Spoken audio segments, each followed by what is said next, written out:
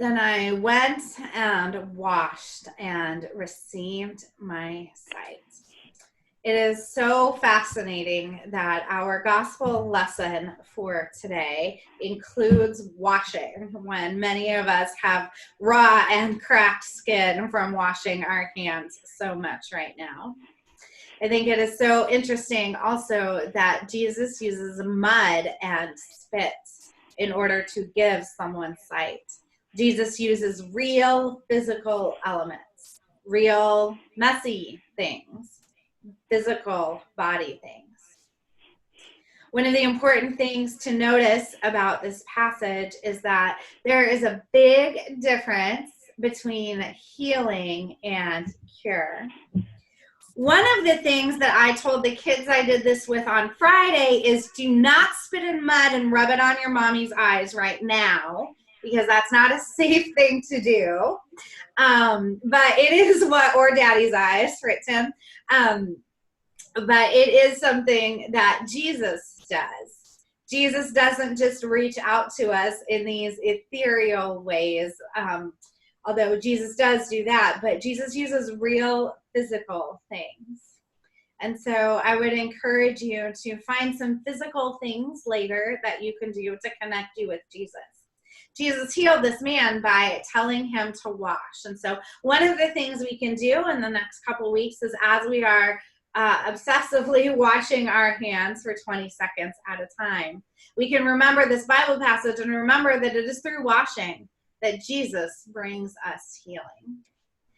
It is important for us to know that healing and cure are very different things.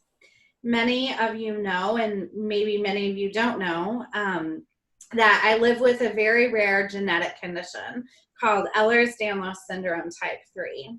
One of the things this has meant is that I have lived in chronic pain since I was 13 years old. And I am healthier at 40 than I was at 30, which is great. And so one of the things that I've had to wrap my head around every time a miraculous healing text comes up is the fact that it is highly unlikely. I mean, I'm not going to put it past Jesus, because I'm not the kind of person who puts Jesus in a box, but it is highly unlikely Jesus is miraculously going to restructure my DNA so that my body works very differently than it currently does. But you know what Jesus did do? Jesus brought me healing. One of the things about healing is that healing is a restoration to community.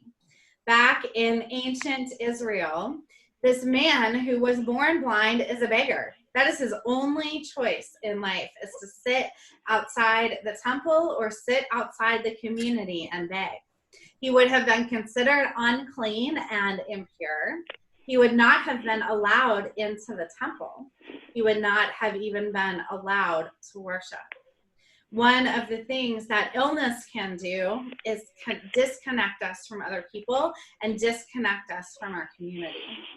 So one of the invitations, I think, in this passage is to think about the ways that Jesus heals us.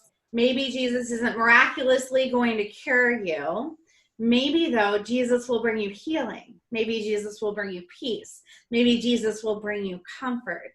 Maybe Jesus will bring you back into community. And so there's an interesting question around this text, too, to think about: who do we ask to sit outside our communities and beg? Who do we ask to sit outside our community? Many people in the disabled community have been asking churches to provide online forms of worship for years and years now, and they feel like nobody necessarily listened to them until there was a pandemic and able-bodied people wanted online worship. Who do we separate? Who do we not cause healing for? I think one of the invitations in this passage is to notice who we maybe keep out of our temples, who we maybe exclude from our life together, and how do we find ways to include them? How do we say, look, I might not be able to miraculously heal somebody who's been born blind. My DNA might not miraculously be healed, but how can I as a disciple of Jesus? How can I, a follower of Jesus who wants to pattern my life after Jesus as much as possible, see the people who are being kept out for lack of healing? How do I bring them into the community? How do I lower the barriers to participation? Because the biggest thing that happens when Jesus heals people in the Bible is those people get to go back into the temple. They get to go back into society. They get to go back to being around others and enjoying community. Community is so important right now. And we have to do community differently than we planned to do it.